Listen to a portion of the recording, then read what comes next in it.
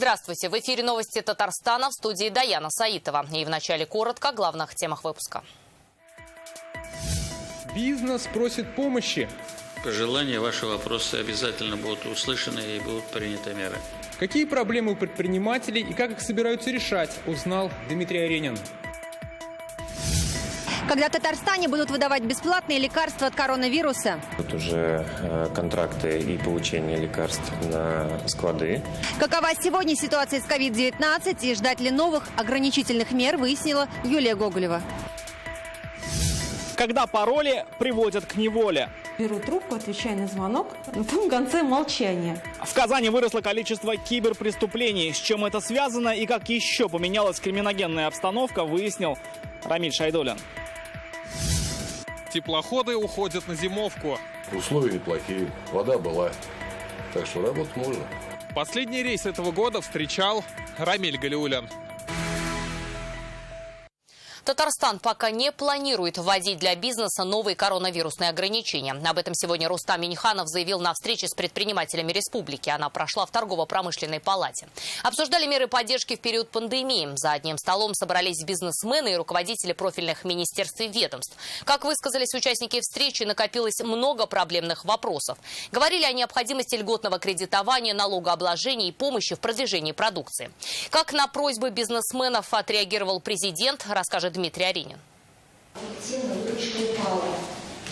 Нам очень сложно сохранять наших сотрудников, официантов, поваров. Ассоциация ательеров и рестораторов республики обратилась к президенту сразу с двумя просьбами. Но сначала поблагодарила за золотой час. Время работы общепита увеличили до полуночи. Этот час для кафе, баров и ресторанов поистине является золотым. И он формирует тоже существенную часть выручки.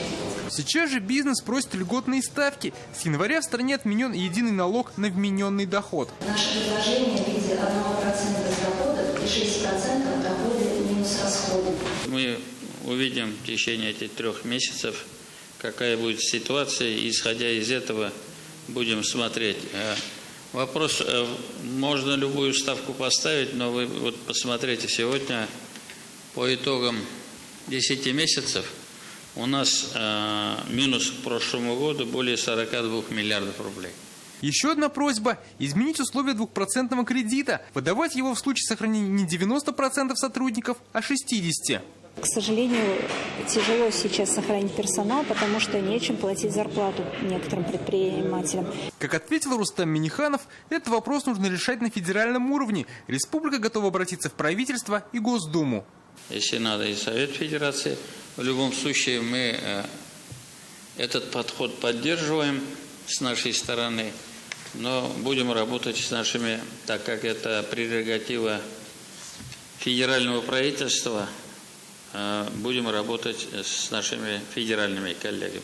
Также предприниматели просят ускорить выдачу кредитов и продлить программу льготного микрозайма под 1%. Сейчас средства выдают только под 6%. Для предпринимателей на сегодняшний день очень важно получение именно быстрых займов и на короткий срок. Потому что когда это длится недели 2 или 3, то это бывает очень долго. Как сообщили в Минэкономике, эту программу собираются возобновить в следующем году. Те лимиты, которые были объявлены в рамках второго пакета, они выбраны, вы совершенно правы. На 2021 год мы тоже планируем, что эта программа, она будет возобновлена. То, что касается быстрых заемных денег, здесь мы тоже готовы здесь оказать содействие уже при поддержке гарантийного фонда. В целом, как отметил Рустам Минниханов, республика будет всячески поддерживать бизнес и пока не намерена вводить новые коронавирусные ограничения. Ситуация в республике, она напряженная, но стабильная. Мы пока новых каких-то ограничений не планируем. Наша задача обеспечить, чтобы бизнес функционировал. Как отметил во время встречи Рустам Минниханов, сейчас бизнес не делят на крупный, средний и малый. Пострадали все одинаково, и помощь необходима также всем. Также президент поручил профильным ведомствам содействовать продвижению татарстанской продукции в федеральных торговых сетях и на электронных торговых площадках. Такие встречи с предпринимателями будут продолжены. Дмитрий Аренин, Адель Миндубаев, ТНВ, Казань. Еще 50 самозанятых Казани получат гранты почти на 5 миллионов рублей. Об этом сегодня сообщили на деловом совещании в мэрии. Средства выдаются на обновление технической базы, на рекламу, комплектующие и обучение. Конкурс на грантовую поддержку самозанятых в республике стартовал в июне как мера поддержки в пандемию. 79 победителей уже получили более 7,5 миллионов рублей. Напомним, максимальный размер поддержки составляет 100 тысяч рублей. Более 100 человек получает средства по конкурсу на гранты. Суммы небольшие, но для них достаточно для того, чтобы улучшить свои проекты, свой бизнес. Новый антирекорд по количеству заболевших в России. За сутки в стране почти 23 тысячи случаев, причем каждый четвертый бессимптомный. В Татарстане сегодня, как сообщает оперативный штаб республики, выявлено 62 новых случая коронавируса. Почти все контактные в Казани и лечатся на дому. Уже появился первый регион в стране – Бурятия, где снова ввели двухнедельный локдаун. Закрываются торговые центры, кафе и кинотеатры. Здесь за сутки 271 случай. Наибольший прирост по-прежнему в Москве – более 6 тысяч человек. В Санкт-Петербурге эта цифра превышает 2000. У наших соседей в Поволжье число заболевших больше, чем в Татарстане. В Чувашии 84, в Саратовской области 222, в Башкортостане 116. В ближайшие дни татарстанские ковид-пациенты, которые лечатся на дому, начнут получать бесплатные лекарства. Сейчас заключают последние договоры с поставщиками, и препараты начнут поступать в аптеки. Об этом сегодня сообщили в Минздраве. Суточный темп прироста ковид сейчас в республике 0,7%. Это один из самых низких показателей по России. Но вот тяжелых случаев в течение болезни стало больше. Какие новшества появились для тех, кто был в контакте с ковид-больными? Подробности у Юлии Гоголевой. В стационарах республики сейчас все больше пациентов 65+, причем болеют чаще тяжело и подолгу.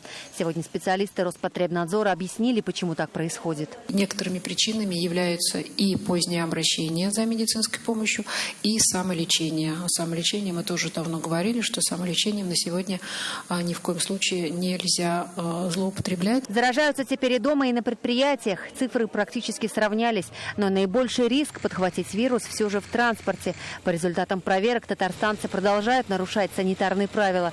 Больше всего без масок именно в автобусах. 12% нарушителей. И только потом идут магазины, парикмахерские и салоны красоты. К сожалению, процент объектов с нарушением, он пока у нас не снижается и составляет 8% из числа обследованных. Кстати, раньше те, кто был в контакте с ковид-больным, после 2 недель изоляции должны были обязательно сдавать ПЦР-тест. Теперь без него можно обойтись, если симптомы не появились.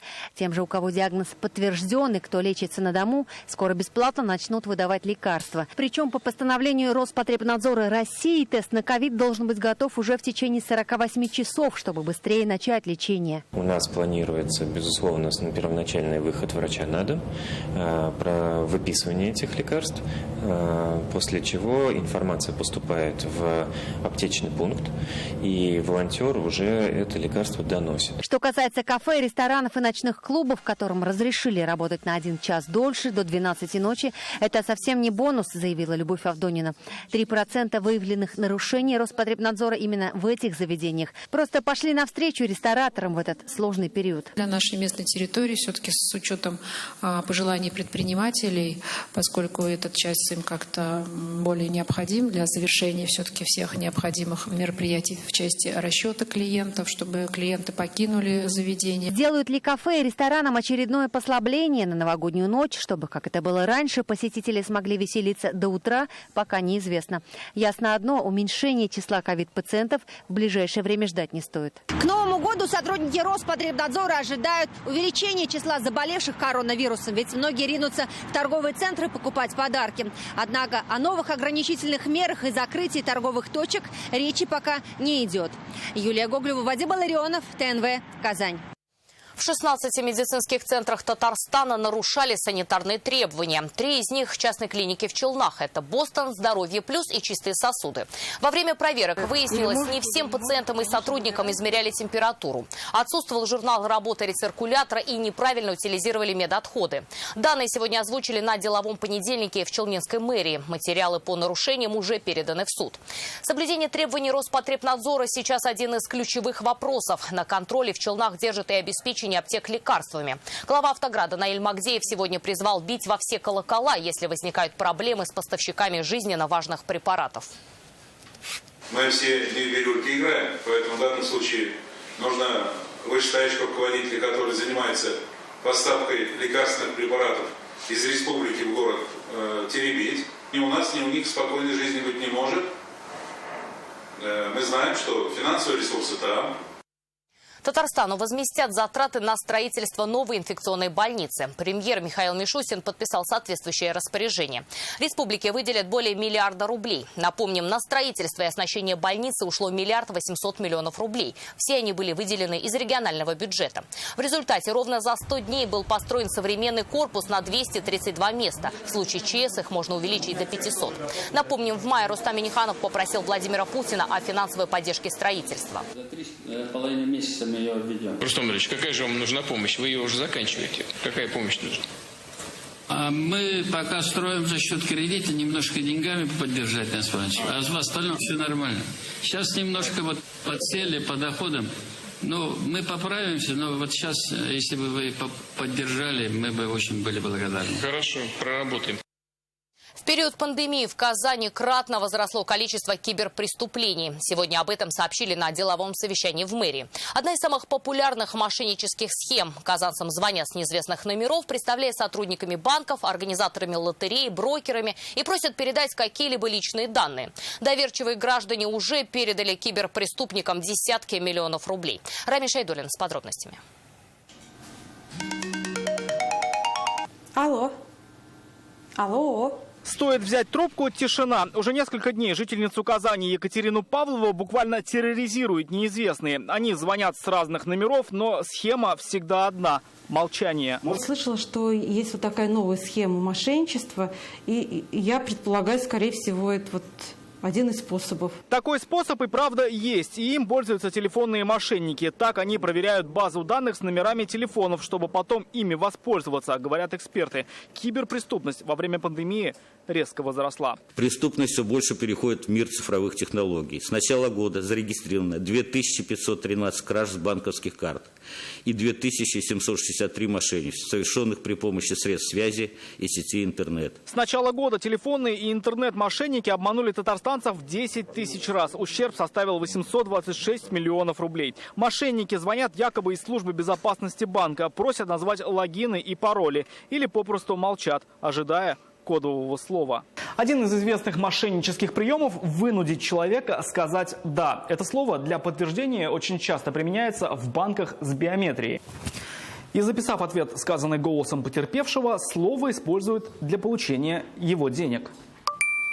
Очень часто в интернет уходят и наркопреступники. В год пандемии вырос уровень и таких преступлений. В городе уже выявлено 655 фактов. Изъяли 46,5 килограммов запрещенных средств. Но есть и положительная динамика. На 6,5% стало меньше аварий. Реже угоняют. Упала и подростковая преступность. Радует снижение подростковой преступности. Город, который в свое время победил... как это сейчас называется, АУЕ, безусловно, не имеет морального права на возврат. Большую роль в борьбе с преступностью играют камеры видеонаблюдения. Их в городе больше 12 тысяч. Камерами оборудована половина жилого комплекса Казани. Как заметили в мэрии, установка устройств продолжится. Рамиль Шайдуллин, Надель Миндубаев, ТНВ, Казань. Очистные сооружения для мусорного полигона «Восточный» в Казани начнут строить уже в следующем году. Напомним, «Восточный» не раз становился объектом жалоб казанцев на загазованность и неприятный запах. В мэрии объяснили, полигон открылся 3 года назад, но его первая карта уже практически заполнена. В том числе из-за того, что везут сюда мусор не только из Казани, но и из пригорода. А из-за того, что отходы не сортируют и возникает резкий запах. Мэр Казани обратился к главам районов, чтобы сортировку мусора проводили еще до вывоза на полигон. Мы им рады за хлеб, за соль на столе, за овощи, за мясо, за молоко. Но мусор свой, пожалуйста, складируйте у себя и занимайтесь вопросами переработки и раздельного сбора мусора в том числе. После морозов свыше минус 20 градусов в Казань придет потепление. Все подробности читайте в интернет-газете «Реальное время».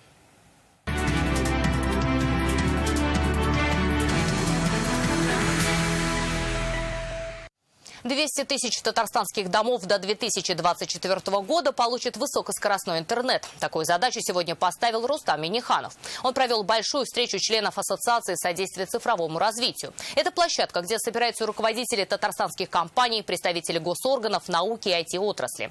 Сегодня свои наработки представил один из крупных операторов связи республики. Что предлагается и на что обратил внимание президент, расскажет Салават Мухаммадуллин. Километры волоконно-оптических кабелей протянут по республике. Скорость интернета до 500 мегабит в секунду. Это значит, что на удаленке можно будет работать даже из села. За 3 с небольшим года высокая скорость должна прийти в 200 тысяч татарстанских домов. Сделайте программу, внесите в течение 10 дней, в течение 3 лет, чтобы мы все закрыли. Принято.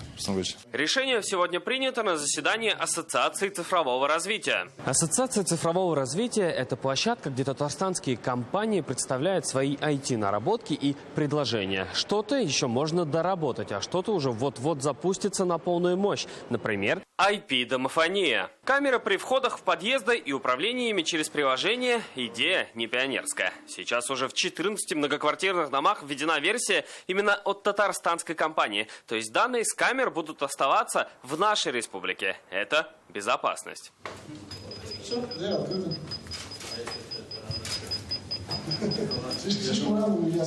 Я думаю, что там тапочки стоят.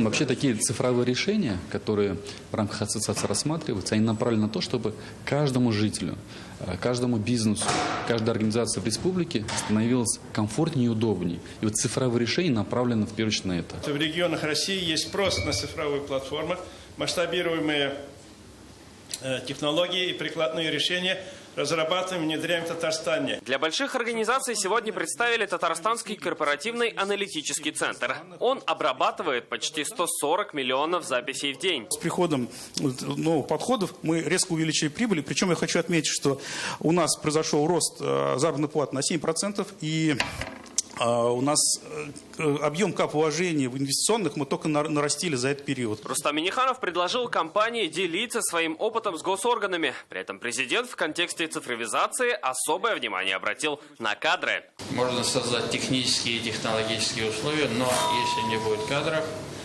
воспользоваться этим будет невозможно. Поэтому на всех уровнях государственного управления и бизнеса должны находиться люди, владеющие необходимыми компетенциями. Это уже вторая встреча представителей Ассоциации содействия цифровому развитию. Быстрый интернет в частных домах, умные домофоны и аналитические центры. Так IT-презентации влияют как на быт татарстанцев, так и на экономику крупных компаний. Салават Мухаммадуллин, Марат Зайдуллин, ТНВ, Казань. На треть в Татарстане вырос объем финансирования социальной поддержки семей с детьми. Об этом сегодня сообщили на заседании Комитета Госсовета Республики по социальной политике. В этом году из федерального и местного бюджетов на помощь гражданам с детьми выделили более 10 миллиардов рублей. Это мера поддержки в пандемию, а также реализация новых программ профильного министерства. Так, ежемесячные выплаты на ребенка до 3 лет составили 5 тысяч рублей, на детей до 16 лет – 10 тысяч. Кроме того, почти 30 тысяч семей в республике получили сертификаты на материнский капитал. Треть из них выдана на рождение первенца. На заседании комитета отдельное внимание уделили детям с ограниченными возможностями и обеспечению их полноценным питанием в школах. Уже сейчас министерством разработано меню, которое сейчас на утверждении в Роспотребнадзоре, для детей, больных диабетом, с целиакией, для того, чтобы они также смогли получать полноценное питание в стенах школы. 45 регионов, 200 населенных пунктов и путешествия от Калининграда до Камчатки. Сегодня в Казани завершилась всероссийская акция «Тест на ВИЧ». В специальных мобильных пунктах каждый желающий мог бесплатно и анонимно сдать тест и узнать свой ВИЧ-статус за 10 минут. Так волонтеры мотивируют всех следить за своим здоровьем. Алина Сысоева продолжит тему. Это символическая передача флага, знак окончания одной из социально важных акций. В Казани сегодня завершилась большая всероссийская экспедиция «Тест на ВИЧ». Она проехала все регионы страны. Это 200 сел и городов. Если мы посмотрим в исторической ретроспективе, то акцией уже охвачена вся наша страна. Более 25 тысяч человек прошли тест. еще большее количество столкнулись с этой информацией, задумались о том, чтобы сдать тест, рассказали своим детям. В Татарстане волонтеры посетили 5 городов. Тест давали в Казани, Челнах, Нижнекамске, Альметьевске и Зеленодольске. Узнать свой статус можно было просто. Достаточно прийти в один из мобильных пунктов, на условиях анонимности сдать анализ. Исследования проводились вот в таких машинах. Проехали они от Калининграда до Камчатки и двигались навстречу друг другу. Сейчас же они эстафету передали вот этой акции. Тест для победы. Пройдет он в 9 регионах ПФО и будет работать целый год. Сегодня мы запускаем следующий проект, который называется «Тест для победы». Ключевыми позициями в профилактике всегда является настороженность населения и заинтересованность всех структур и субъектов профилактических мероприятий. Сегодня пациенты и люди, которые имеют положительные результаты, они живут, они сегодня проживают такую же абсолютно объективно, как все, жизнь. Идея новой акции принадлежит Татарстану. По ее результатам планируют сделать 15 тысяч тестов. Алина Сысоева, Данил Филатов, ТНВ, Казань.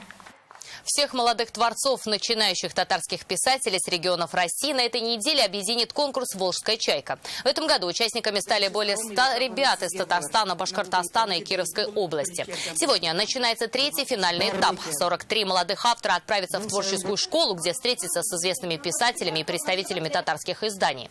Лучшие стихи, рассказы, сказки и пьесы традиционно попадут в сборник произведений «Волжской чайки». Лет 15 тому назад, мне кажется, вот в стихах и в рассказах ребят было больше национальной проблемы. А вот последние 2-3 года, может, поменьше. Но вместе с тем они от острых проблем современности не уходят. Каждый год я приезжала за новыми эмоциями, за новыми знаниями. Этот конкурс меня взрастил как поэта. Сегодня в Казанском речном порту пришвартовался последний в этом году теплоход. Рейсом из Печищ в республике завершилась пассажирская навигация на Волге. Судоходная компания «Татфлот» закрывает сезон. Речники уже подсчитали, в этом году они перевезли 240 тысяч человек. Из-за пандемии не досчитались каждого 5-го пассажира. Последний в 2020 году рейс встретил Рамиль Галиуллин.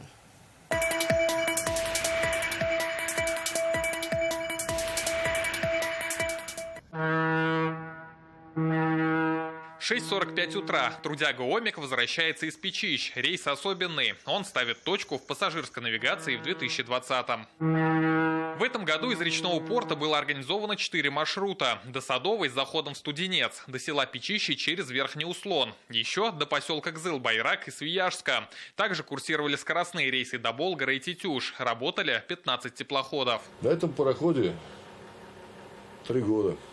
Сезон сегодня закрывает Игорь Токранов, отработавший на флоте почти 40 лет. Капитан знает Волгу как свои 5 пальцев. Очередным трудовым сезоном доволен. Погода нормальная, условия неплохие, вода была. Так что работать можно. В этом году на навигацию повлияла пандемия. Сезон 2020 прошел без экскурсий. Из-за коронавируса не досчитались и пассажиров. Их на 20% меньше, чем годом ранее.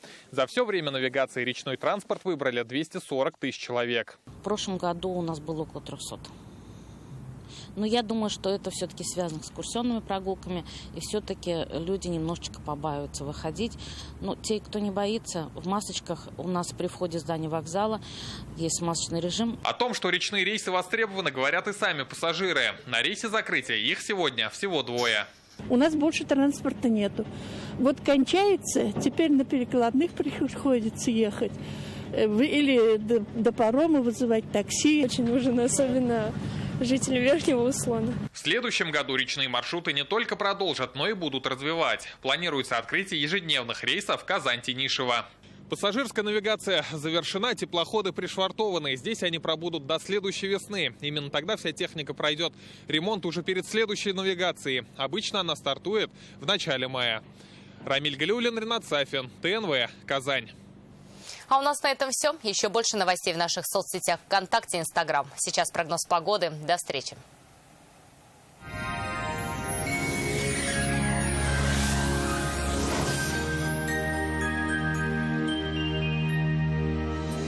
Здравствуйте, в студии София Егорова. О погоде поговорим после полезной информации.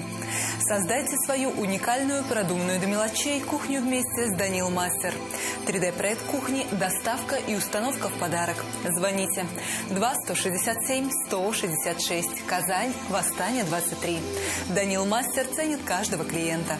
По данным сервиса Яндекс.Погода, в Бугульме, Бавлаха и Азнакаево день ожидается облачным, осадки не прогнозируются.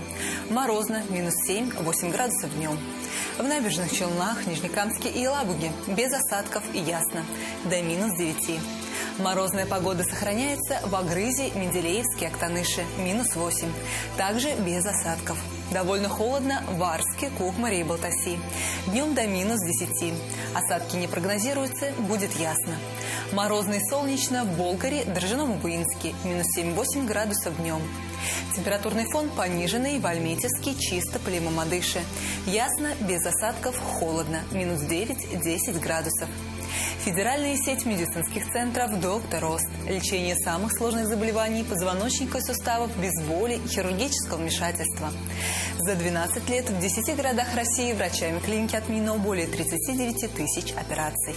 Лучший протез – тот, что остался в упаковке. Мы беремся восстановить сустав даже на стадии некроза. Без операции, с помощью одного укола. Прямо сейчас запишитесь на прием в «Доктор Ост» за полцены. Что, накипело? Да нет. Забудьте о накипи. Гейзер Макс работает в 6 раз дольше обычных фильтров. Фильтр Гейзер Макс защищает от накипи в 6 раз дольше обычных фильтров для жесткой воды. В очищенной воде сохраняются природные минералы и полезные микроэлементы – кальций, магний, калий. В Казани будет ясно и без осадков. Ночью похолодает до -12. Днем до 7 мороза. Ветер южный, умеренный.